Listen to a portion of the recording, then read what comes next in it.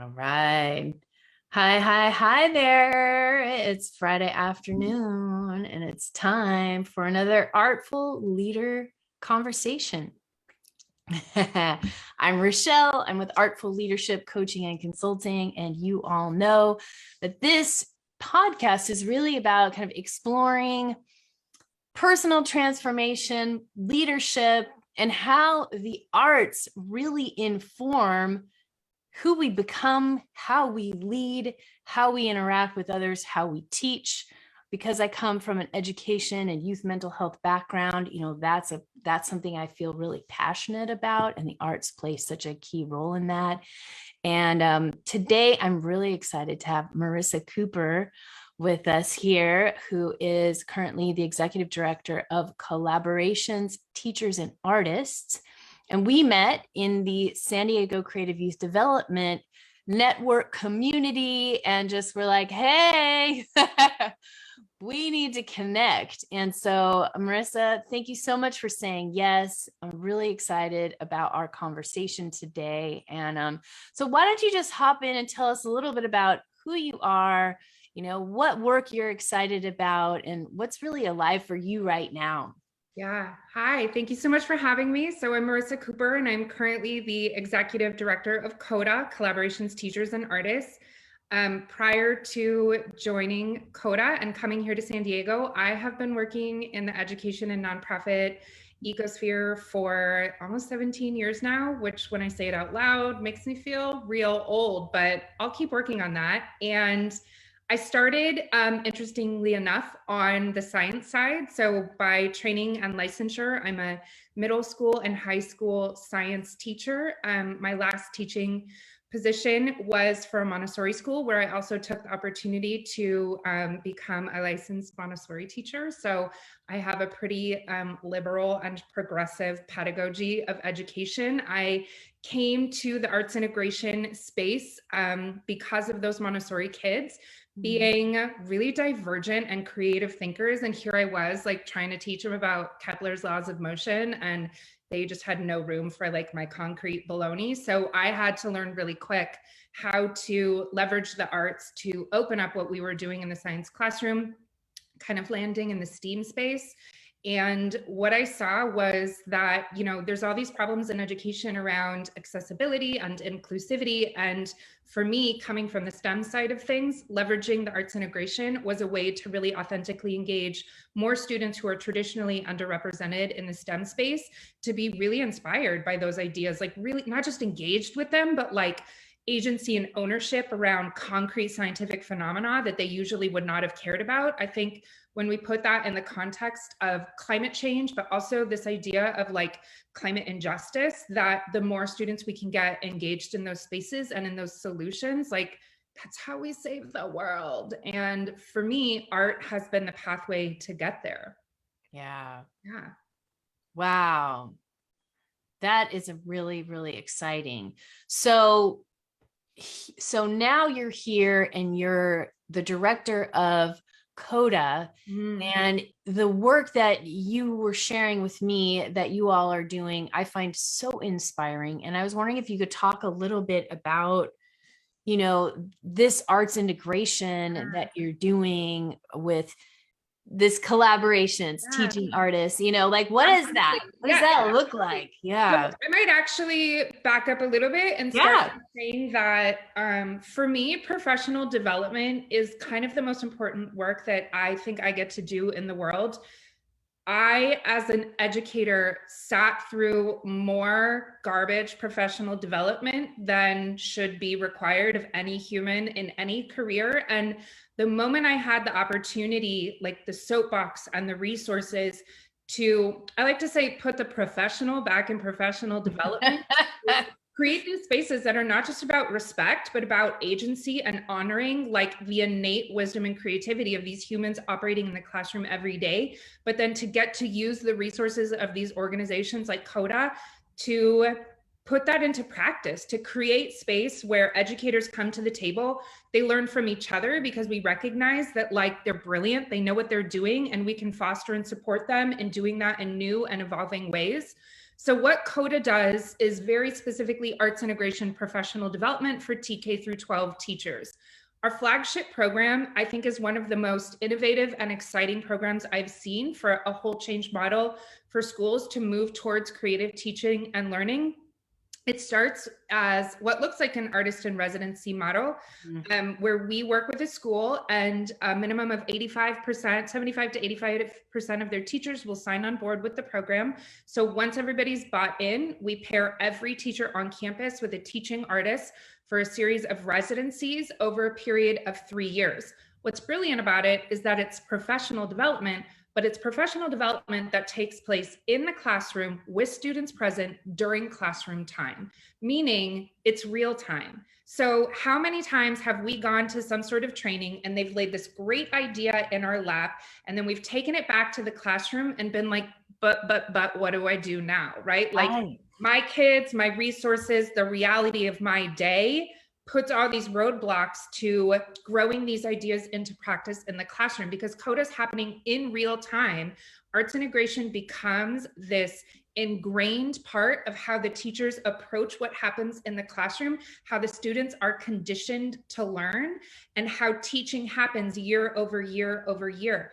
One of the most exciting things about CoTA is that we have had a really clear dedication to academic research to support our model and our pedagogy year over year.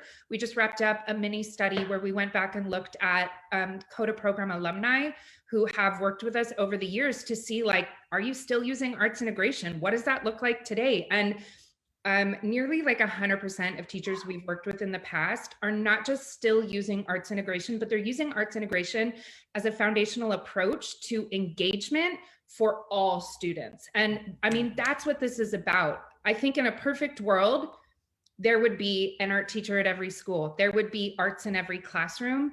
We know that that's not the reality. And we know that the system of standardized testing that we're operating inside of means that we're shifting resources specifically away from the arts. We're also shifting resources away from other things, but as we shift resources away from the arts, we have to use models like arts integration to make sure that even if you don't have an art teacher or an art department or art classes that you're offering, that the arts can still be present for every student, every classroom, every day. Mm-hmm. That's just phenomenal. Thank you. I'm pretty proud of it. When I heard about it, I was like, can I come work with you? Because that is just, it's so exciting. And as someone who is an expressive arts therapist and educator at a school for youth who experience a lot of challenges with, you know, homelessness and immigration and all those things, I did a lot of work to integrate the arts into our culture and our whole culture and the way that we did things. And in that community, I saw that as being so impactful. And I'm really curious, you know, what does that actually look like? So, you know, do you have any cool stories about, you know, what are some neat examples of what that ends up looking like? Yeah. In the, you know, when you've got almost an entire school that's devoted to learning this really powerful approach. You know, I think the thing that we don't talk about enough when it comes to the presence of creative expression in a learning environment is about empathy for self, but more importantly, joy, right?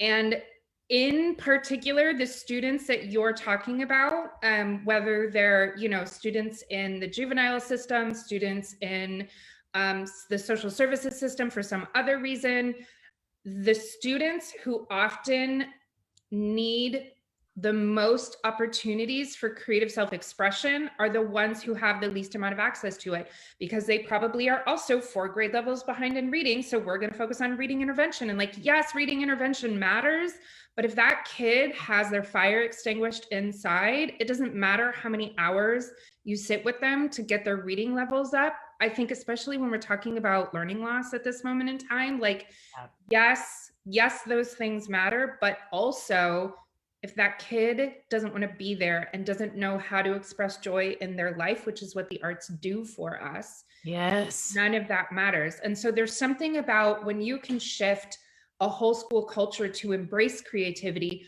through the arts, through arts integration, through creative self-expression, that joy comes naturally.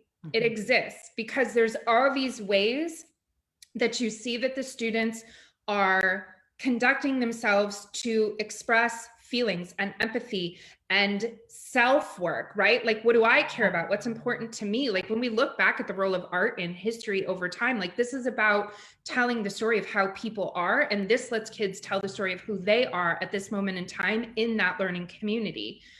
Whenever anybody asks, like, when you think about the impacts of arts integration or STEAM-based learning as a methodology, there's this story that always pops into my mind, which is only like sort of roughly related. However, I love it so much. I worked with a very at-risk community of students at a no longer in existence, but still brilliant charter school called Rain Shadow Community Charter High School. And I was working with a population of high school students who by no means were ever going to graduate from high school, let alone like past standardized tests. And in doing some test prep for the high school proficiency exam in science at the time, we were talking about rotation and revolution, and it turned into this whole like choreographic experience. And like, what is the difference between rotation and revolution in terms of like where the access is? And so the kids were choreographing like a battle of rotation versus revolution. And the day when they showed up to proctor the science proficiency exam, I was standing in the back and I saw these two kids stand up and spin on their axis. And I knew what they were doing and I knew what it was for. And the proctor like panicked. Both those kids passed their science proficiency exam. And I don't know if it was because of the choreography, but like for me, it's a reminder that those opportunities to learn in a way that they haven't been given access to before, especially for kids who've been disenfranchised in the education system for various other reasons, those are everything to them. And even if those kids like didn't go on to do anything else, they passed that exam and everyone thought they couldn't do it. And like, that's everything to me. That's why we go into this profession. Yeah, absolutely. That was like a long meandering story. But I love it because it reminds me of like that amazing talk from Sir Ken Robinson, right? Where he talks about, we're not just a brain that we're carrying around. We are a whole body, and we learn through our bodies and our senses, and the way that our mind makes sense of things is through images and impulses and all kinds of sensory experiences. And so when we can create those kinds of experiences for young people, their learning is just going to be enhanced and enriched by that. Ken Robinson passed away not that long ago. And the day he died, I was engaged with a conversation actually with the CoTA board of directors. And my comment at the time was, Ken Robinson's talk on creativity was foundational and so important at the time. It also was 15 years ago. And what have we accomplished in the creative education space since then? Like, are we doing a better job? Like, we engage in a lot of research. We've done some really seminal research with the Center for Research on Creativity in particular, which their founder passed away not that long ago as well, Dr. James Catterall. And I feel like these people, these researchers, these incredible minds left this legacy that we've been entrusted with, and we haven't made any movement. And in reality, I mean, we're talking about paradigm shift, and like that doesn't happen overnight. There's a lot that is broken in the education system. There's a lot that has been exacerbated, for better for worse, over the last 2 years. But why are we still debating the need for arts and creativity in our schools? Like, why, how much research do we need to justify this in order to act on it? Yeah. And also, and this goes to the point that we'll get to in a minute too, about just the knowing that folks have in their own bodies, right? For teachers and for young people. When I was running an after school program, I was in a training and they talked about kids vote with their feet. Mhm. right? And so when you have young people showing up, wanting to do the creative work, it's kind of Yeah. like, I love all the research and I love that we have this large body of work that we can say, hey, this is important. But when we watch just what happens with young people over and over and over again, it's like, why do we need to keep substantiating No this? one who's ever engaged in this work doesn't have a story just like that, whether it's kids like spinning around while they take the science Yeah. proficiency exam or whatever. Like when you see the light that turns on in their eyes that has been extinguished until that moment because of the opportunity to, participate in spoken word or paint or whatever their modality of creative self-expression is, there's no limit to the number of stories that exist like that. No teacher has gone into a classroom and not seen it and not been able to pick up on like, oh, this works. This is a thing. I need more of this. Yeah. This is what we hear from our alumni again and again and again. Whenever we have the opportunity to roll out our workshops or institutes or even our flagship collaborations program, that 3-year program that we do for the whole school model of change, all we hear is more. We want more of this. We want more of your workshops. We want more time with your incredible teaching artists. How do we get access? What resources can you give us? Give us more. Yeah. Yeah. And I think something that one of the reasons why it's that way is because, like you said, the arts bring joy and empathy and connection, not only for the students, right? For the teacher, and the teacher gets to show up in a different way. They get to be in their full humanity. They get to experience these moments of like total exhilaration and pleasure and surprise and a deep feeling, so moved by what sort of emerges from your students as they tell their story or they share their project or some passion they have. This portal, right? It's Yeah. a portal to engage in conversation that we either would not be brave enough or could not otherwise instigate. I used to always say, like, the arts provide a level of cover to engage in discussions that we would never otherwise talk about. Because if you're talking about an artwork, like you're perceiving and connecting and responding to a work of art in any format, that's not you as the educator being like, my opinion on da da da da da, is this, because like that's a dangerous space for teachers, and it's increasingly more scary to have those conversations. But if this is an artwork and you are saying, what is this artist trying to say in this choreography or this piece of music, or what do you hear in it? It's not just cover to engage in what can otherwise be kind of scary situations and scary discussions to be having, but it also allows us to kind of lean into those critical thinking, observation, communicating skills, but in a way that's so authentic. Yeah.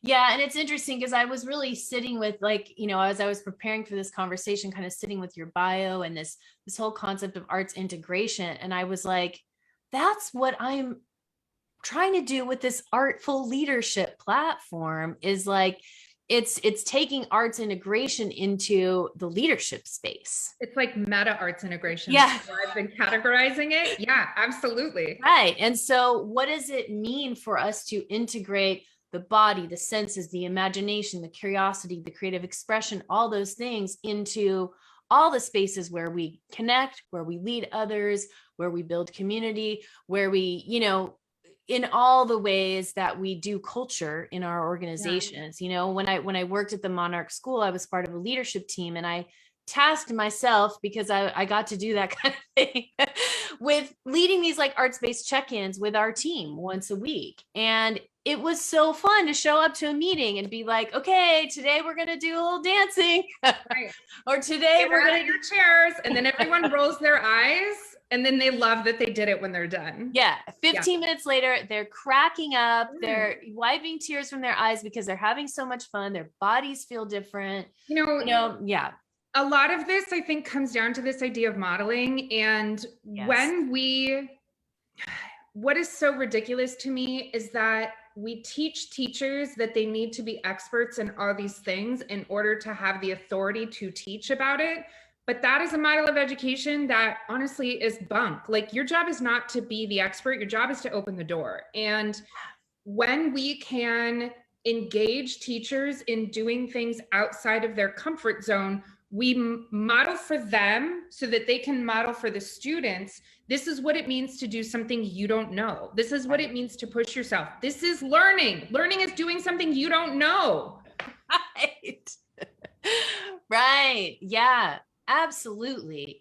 And I think also, as we're kind of shifting into a more restorative and equity-based education system, where we shift the power differentials a little bit, and we're in these explorations together, that is just so powerful. And I know in like the creative youth development sphere, we're really talking about youth driven learning, right? And how can we learn from young people, and how can we also have these sort of youth adult partnerships? And I think one of the things that both of us are really, really passionate about is taking good care of educators, and educators being, well resourced and supported and mentally healthy. Inspired, and I think a lot of yeah. Right. But what happens is we have this structure of professionalism that kind of says, well, when you're in your classroom, you're sort of like this version of you, and then you need to go do the quote unquote self-care somewhere else. Separate. Right? Instead of, I mean, the thing that is popping into my head right now is like, real talk. The worst thing about being a classroom teacher is that you cannot pee during the day, and you cannot make phone calls or check your phone during the day. And like, how do you lecture to somebody about how to self-care in a space where they are intentionally not drinking water because they know they won't get a bathroom break? Like, the disparity between that is cosmic. Like, that's not real talk. I will tell you, my first year out of the classroom, like my first week on the job, I was like, I could just get up and go whenever I want. Like, I can answer a phone call. Like, I could send a text. I was like, what? It had never occurred to me, because like that had been my career path, right? Like right out of school into teaching. I didn't know that there was another way to like conduct yourself at work. It's crazy. It's crazy. But I mean, to your point, like, I think it really goes back to this idea of like meta social emotional learning, right?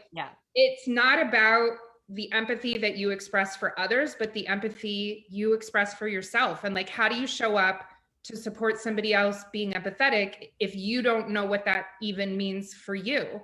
I mean, I think we're getting more to like some of the real gaps in our psyche as like a society. Yeah. But that's real. It's funny, at the top of the pandemic, a lot of what we've been doing in the professional development space is 100% responsive. Like our teacher community, our alumni are like, we need this. And we're whipping around as quickly as we can to get it to them. And we continue to operate in that space. And it's actually opened up like a whole new alumni pathway for us that I think is so good and so needed. And I'm so excited about it. But also so much of the conversation was around social emotional learning and like the idea that teachers needed to be supporting kids in social emotional learning. And I'm like, these kids are traumatized.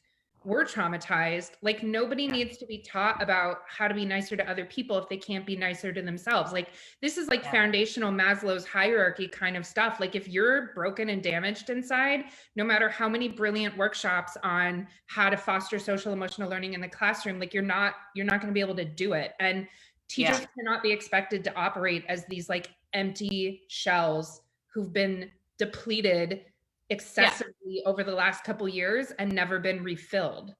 Yeah. And so I think it'd be so interesting to explore, like, what are ways of being that can be fostered in those classroom environments that are nourishing to the adult and the student, right? And that's where I love restorative practices and community building and, all of those things, because it really kind of is like, okay, I can be a human in this space. We can create these nourishing relationships It's really interesting to think about, like what you're saying, so much of what happens in the classroom is about cadence and rhythm. And I think there's this narrative out there, last year was hard, but what my teachers are saying, this year's harder. Yeah. And I wonder how much of that is about, like, we stepped back into in-person instruction, most of us at the top of the year, how much of that was about this expectation of like getting back into that rhythm and cadence. And now it's like we're letting that rhythm roll out because that's what it should be, but it's not working. And instead of like getting out of it, it's like everybody's just continuing to go through the motions. And at some point, we all have to be brave enough to step out of that and be like, nope, today we're just gonna sketch outside because that's what mama needs, right? Like, at some point, you have to recognize that if it's not working for you, it's not working for them either. You're not doing them any services by like sticking to the curriculum map. Thank God I'm not somebody's teacher in their classroom. Could you imagine an administrator who was like overseeing me, listening to me mouth off right now? Like, I apologize to my former principals. Tammy Stockton, if you're out there, thank you for your faith in me. But to your point, what do we do in the classroom to be responsive and reflexive to the reality of what we're bringing to the table? And sometimes that means throwing the plan out the window. Yeah. And for teachers who are master planners, master like responders, that can be really hard because no one trains us how to do that. Yeah. Yeah. And how do you listen and how do you craft some sort of compromise or, something where we all can get our needs met? And that's a lot of what I did with my expressive arts community building courses with students, where it would be like, okay, what do we need today? And these are all the needs in the room. So what would we do for the next 45 minutes to make sure you get that, and I get that? And we'd have some kids, with blankets on the floor drawing. We'd have some other kids like playing their ukulele or whatever, and some other kids listening to music and drawing, and other kids collaging. And I mean, you just described my classroom every day, like pre-pandemic a decade ago. So I don't think that's that far. I mean, granted, that it's not, but like what we need is flexibility. Yeah. And we need the flexibility to say sometimes it needs to look like this, and sometimes it needs to look like this. And I mean, honestly, I don't know a single administrator that I've talked to who isn't doing everything they can to provide that right now. And like, power to the administrators, because like, what a mountain they're under. And everyone I've talked to is so focused on supporting their teachers and their students. And I mean, that's what we need right now. And if there was a simple solution to this, we'd be doing it already. Right. I think the advice I keep discussing with my teachers, like my community of educators, is to start by being present, whatever that looks like for you. If that's a check-in, if that's a morning meeting, if that's meditation, if that's free journaling, whatever that means, like start with presence, celebrate the small moments of success. What looks like a win in today's classroom is not the same as a win 2 years ago. And every teacher I know is still holding themselves to that same standard of like, oh, my kids' progress reports look like this on their MAP tests. And like, nope, that cannot be your measure of success right now. You need to think about something else. What is it? Be small, be specific, and build on it. Yeah. Maybe that's nobody cried today. Sometimes that has to be enough. And then for me, so many of my teacher friends are like, okay, I'm going to do this lesson. And then half the kids are out or they're out. And you're like, how do I pick it up? I keep trying to reinforce whatever your lesson focus is, carve out some time in that for creative self-expression, because one, it'll buy you time in your curriculum mapping to make up for students coming in and out of the classroom based on all kinds of issues. but two, it's opportunities for them to engage in multimodal learning. So whatever that lesson was, whether you started with the arts integration side or you want to end with it, it's an opportunity to cyclically revisit these standard-based learning goals in a way that allows them to engage, synthesize, express in a variety of ways, but also it's beautiful and it's soft and it's easy, creates opportunities for joy and empathy and all the things that we need. I mean, I don't want to say it's the solution to everything, but I think it's the solution to everything. And I'm not biased, and I totally agree with you. Yeah. And like, we were talking about a really fun idea before we hopped on here, and I think that you need to just throw that idea out. This, honestly, I'm going to give you credit for this because it came to me while I was thinking about like you and I heading into this conversation today. And, you know, a lot of the conversations that I'm having with administrators right now is like, how do you provide professional development in an atmosphere of total teacher burnout? Like, how do you be like, here's something extra that you need to do? And you know, we've been talking a lot about like providing opportunities for wellness and well-being and creative exploration for self so that you go back in slightly recharged. But I was thinking back to, I read Jenny Odell's book, How to Do Nothing, way back at the start of the pandemic. And it was interesting in the ways that it contextualized creative practice in this like virtual 24-hour world that we live in. And for her, it became critical to do nothing, but for her, do nothing was going to the park and sketching birds in this tiny notebook. And sketching birds in a tiny notebook is her creative outlet. It's the way she unplugs. It's not the way I unplug. I shared with you, the way I unplug is meal prepping. Like I love it. It is my creative expression in the world. And I have this idea that I want to offer a virtual asynchronous suite of professional development for credit called How to Do Nothing, where you register and then you do nothing. And then at the end, you post in our curated space what you did. That could be a picture of what you did, a couple words about what you did, whatever. And then I give you credit for it. This is my This is my new idea, How to Do Nothing. I think where it came from was this understanding that like our teachers are sitting in these workshops that are like, if you just buy this curriculum program, if you just buy into this pedagogy, all your problems will be solved. And like, I get that, like it's those people's job to go out and hawk those programs. Like it's our job to push our professional development, like, because we believe in it, but you know, that's what our organization does. And at some point, when do we realize that nobody knows better what teachers need than the teachers? And like, what if we just said, do it? Just whatever it is, do it. I don't care. I trust you. I trust that you know. I trust innately that you are wise about the thing that will feed you at this moment in time. Do it. Here's credit for it. I love it. I've done tiny versions of that.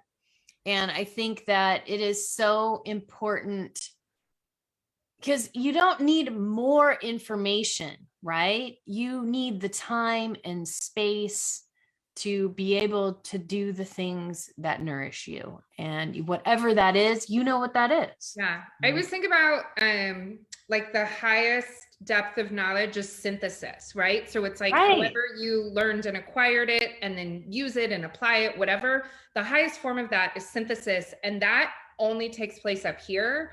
And that takes place over time. And how do you quantify that or even qualify that into a like measured experience for professionals in the field? And maybe you do it by just getting out of their way and trusting that they know how to do that. Yeah, absolutely. And your idea is making me think of a really innovative course I took when I was getting my master's in expressive arts. And I had this incredible teacher, Herbert Eberhardt, and we were in Switzerland. And we did like these summer intensives. And he was teaching us this kind of coaching practice of doing something different.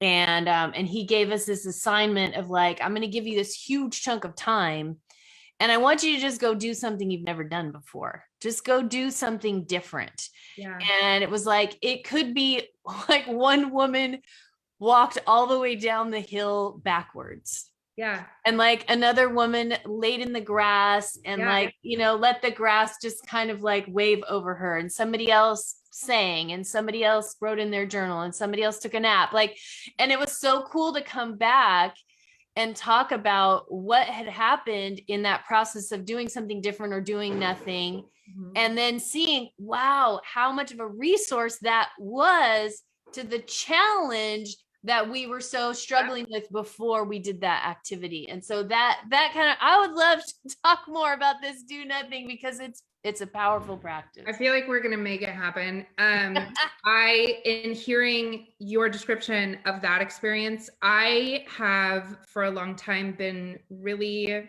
inspired by and served by the work and philosophy of Corita Kent.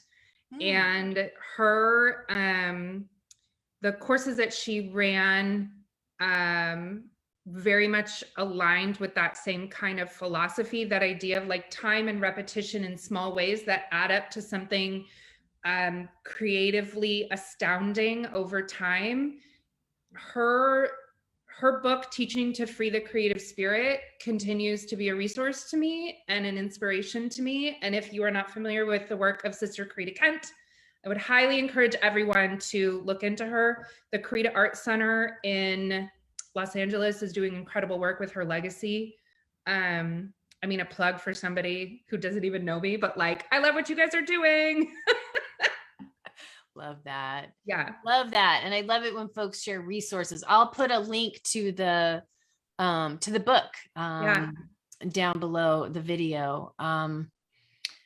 Wow. Well, I feel like we could just go on and on, because there's so many things that we're both very excited about. Do I hear part 2 in the future?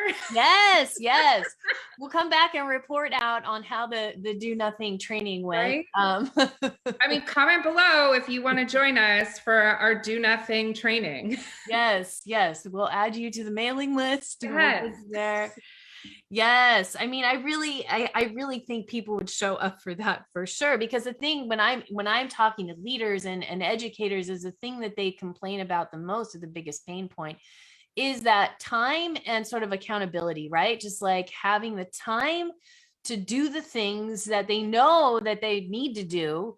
And then having a space to come and check in about that, you know, and but also the freedom to do it in a way that works for you. Totally. Absolutely. Imagine. Yeah. Wow. Yeah. What a concept. So yes, there will be part 2 for sure. As we're kind of wrapping up this conversation today, is there anything kind of like a final word or a message for folks that you want to leave us with today? I mean, for me, the guiding light over the last 2 years has been this journey to recognizing that everything I do to take care of myself is how I make the world a better place, first and foremost. And I think for a lot of us, especially women, especially those of us in education, that we get put in this position where giving of ourselves is how we measure our capacity to care deeply about the things that are important to us. But if you show up an empty shell, you are doing no one any favors. And the most important things you can do to take care of yourself are the best thing you can do for those around you. And I know I'm not the first person to say this. I know a lot of people will hear that and be like, I don't have time. And that's fine. Like, you'll come to this journey on your own, but that has been mission critical for me, whether it's like how I show up as a leader for collaborations, teachers, and artists, how I show up as a support and a friend to my educators in my network, how I show up as a support for the people I love in my life. That to me is the only way I've been able to get through the last 2 years, is by very selfishly putting myself first and shamelessly spending my time doing the things that I know bring me joy and peace and creative self-expression. Yeah, do those things all the time. Yeah. And who doesn't want more joy, peace, and creative expression in the world? Yeah.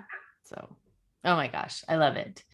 Well, Marisa, thank you so much for jumping on here with your passion and your wisdom and your insights and your fun new ideas. Stay tuned for How to Do Nothing Professional Development. It's coming. It's coming. Yeah. Right. Thank you so much for having me here today. I'm so inspired by the work that you do, and it's been a real pleasure for me to be inducted into the San Diego Creative Youth Development Network. I find that to be such an incredible space for growing and learning and healing, and am grateful that it brought me to you. Awesome. Well, more to come. Thank you so much. Have a wonderful rest of your day and weekend, and we'll connect soon. Thank you. Thank you.